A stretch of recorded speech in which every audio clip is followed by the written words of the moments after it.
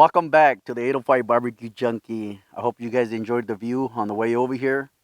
We're back at Toro Canyon Park, and I made chicken skewers. Bomb, bomb.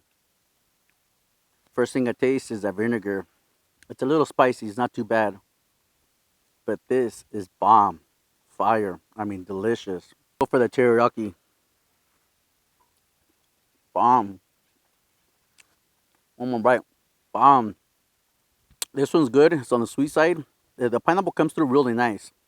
Real good. But my favorite, right here. Hands down. Bomb. Thank you guys for watching the 805 Barbecue Junkie. Gracias. And I'll see you next week.